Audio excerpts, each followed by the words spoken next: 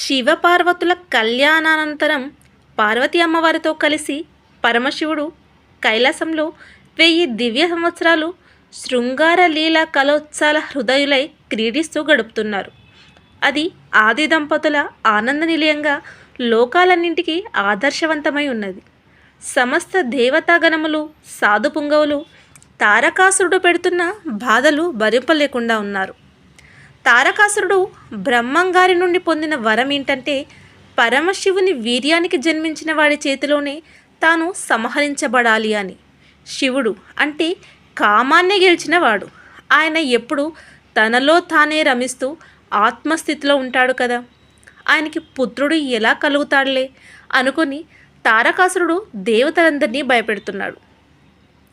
శివవీర్యానికి జన్మించే ఆ బాలుడు ఏ విధంగా ఆవిర్భవిస్తాడో తెలియక దేవతలందరూ కలిసి సత్యలోకానికి వెళ్ళి అక్కడ వాణీనాథుడైన చతుర్ముఖ బ్రహ్మగారిని దర్శించి అక్కడ నుంచి బ్రహ్మగారితో సహా శ్రీమన్నారాయణని దర్శించి తారకాసురుడు పెడుతున్న బాధలన్నింటినీ వివరించారు. అప్పుడు స్థితికారుడైన శ్రీ మహావిష్ణువు ఇలా అన్నారు: బ్రహ్మాది దేవతలారా, మీ కష్టాలు త్వరలో తీరుతాయి. మీరు కొంతకాలం క్షమాగుణంతో ఓపిక పట్టండి అని ఓదార్చారు.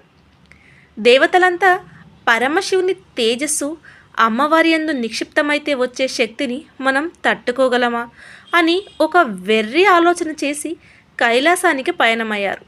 అక్కడ వెళ్ళి పరమశివ పార్వతీ అమ్మవారి క్రీడాభవన ముఖద్వారం దగ్గర నిలబడి, దేవాదిదేవ ప్రభు, మహా ఆర్తులము, నీ కరుణా కటాక్షంతో మమ్మల్ని రక్షించు, తారకాసురుని బాధల నుండి కాపాడమని మీ యొక్క తేజస్సుని అమ్మవారిలో నిక్షిప్తం చేయవద్దు అని ప్రార్థిస్తారు. భక్తవ శంకరుడైన పరమశివుడు పార్వతీ అమ్మవారితో సంతోషంగా గడుపుతున్నవాడు. దేవతల ఆర్తనాదాలను విన్నవాడే బయటకు వచ్చాడు. దేవతల ప్రార్థన విన్న శంకరుడు, ఇప్పటికీ నా తేజస్సు హృదయస్థానం నుండి విడవబడింది కాబట్టి నా తేజస్సును భరించగలిగిన వారు ముందుకు రండి అని చెప్పారు. పరమశివుని తేజస్సు అమ్మవారు పొంది తాను మాతృమూర్తిని అయ్యే అవకాశాన్ని దేవతల యొక్క తొందరపాటుతనంతో దూరం చేసినందుకు గాను అప్పుడు అమ్మవారు ఆగ్రహం చెందినదై నాకు సంతానము కలగకుండా అడ్డుకున్నారు కనుక ఇక మీదట దేవతలెవరికి సంతానము కలగదు అని దేవతలందరినీ శపిస్తుంది. అందుకే అప్పటి నుంచి దేవతల సంఖ్య పెరగదు, కేవలం 33 కోట్ల మంది అంతే.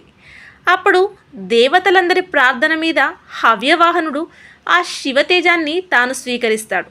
తీసుకోవడం అయితే తీసుకున్నాడు, కానీ శివుని తేజస్సుని ధరించడం అంటే అంత తేలిక? అంతట అగ్నిదేవుడు ఆ తేజస్సు యొక్క తాపాన్ని తట్టుకోలేకపోయాడు. అప్పుడు శివుని ఆజ్ఞ మేరకు అగ్నిదేవుడు ఆ శివ తేజస్సును భూమాతలో ప్రవేశపెడతాడు. అంతటి తేజస్సుని భరించలేక భూమాత కూడా వెళ్ళి గంగామాతని ప్రార్థిస్తుంది. అప్పుడు గంగా అమ్మవారు ఆ శివతేజాన్ని స్వీకరిస్తుంది. అంతటి గంగా నది కూడా ఆ తాపాన్ని తట్టుకోలేక కైలాస శిఖరాల దగ్గరలో ఉన్న శరవణము అనే రెల్లు పొదల తాటకంలో విడిచిపెడుతుంది. ఆ రెల్లు పొదల తాటకం నుండి 6 ముఖాలతో 12 చేతులతో దివ్య మంగళ స్వరూపుడై మార్గశీర్ష శుక్ల షష్ఠి నాడు ఒక బాలుడు ఉద్భవించినాడు. ఆయనే సుబ్రహ్మణ్యేశ్వర స్వామివారు. ఆయన పుట్టగానే 6 కృతికా నక్షత్రాలు వచ్చి వారికి స్తన్యం ఇచ్చాయి కాబట్టి స్వామివారికి కార్తికేయ అని, పుట్టగానే 6 ముఖాలు ఉండడం వలన స్వామివారికి ఆరుముగన్ అని షణ్ముఖ అనే నామం వచ్చింది. షణ్ముఖుడు పుట్టగానే దేవతలు ఆ బాలుడిపై పుష్పవర్షంను కురిపించారు. దేవదుందుబులు మోగించారు. దేవతలందరూ పరమానంద భరితులయ్యారు. శరవణ అంటే తటాకము నుండి ఉద్భవించిన కారణంగా స్వామికి శరవణ భవ అనే నామం వచ్చింది. ఇంతలో గంగమ్మ కూడా వచ్చి కొంతసేపు నేను కూడా శివతేజాన్ని భరించాను కాబట్టి నాకు కూడా కుమారుడే అని చెప్పింది. అప్పటి నుంచి స్వామికి గంగేయ అనే నామం కూడా వచ్చింది. గంగేయ అనే నామం కూడా వచ్చింది.